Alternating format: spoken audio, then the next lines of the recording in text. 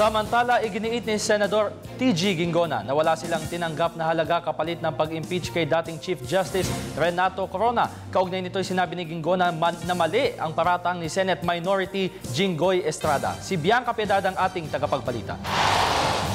Pinabulaanan ni Senador Teofisto Ginggona III ang issue sa pag-alok ng malaking halaga kapalit ng boto sa pagpapatanggal ng dating Chief Justice na si Renato Corona. If the issue is, was there any offer for our votes in any of those binanggit na mga issues, then there is.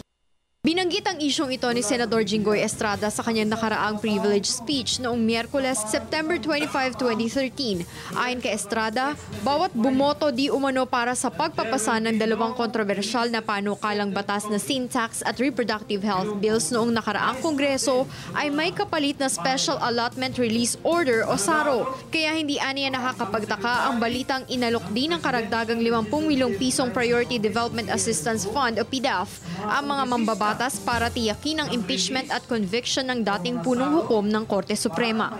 Ibinunyag din ni Estrada sa isang phone interview na tinanggap niya ang umano'y 50 million peso incentive, ngunit nilinaw niya na hindi ito suhol dahil dumating ito matapos mahatulan si Corona. I availed of it in form of infrastructure projects. Kaya yung mga senador na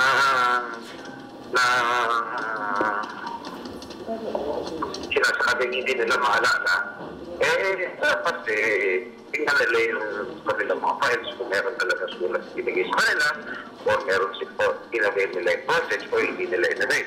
Basta ako, on my part, I availed of it.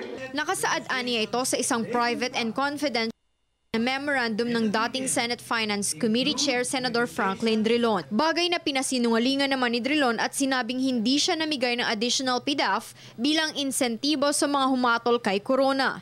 Naniniwala si Drilon na naghatol ang mga senador sang-ayon sa kanilang konsensya at paghusga sa mga ebidensyang iprinisenta noong nililiti si Corona. Itinanggi naman ni Ginggona na may nalalaman siya o nakita niya ang sinasabing sulat. I don't know anything about that letter, and if the issue was to connect it to the voting, then there was none.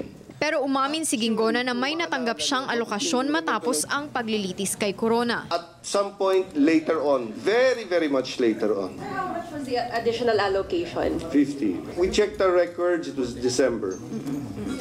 Paglilinaw naman ni Ginggona, wala itong kinalaman kay Corona at idinagdag na walang katumbas na anumang alok ang lahat ng botohan sa kahit anong issue sa Senado. Para sa Telebisyon ng Bayan, Bianca Piedad.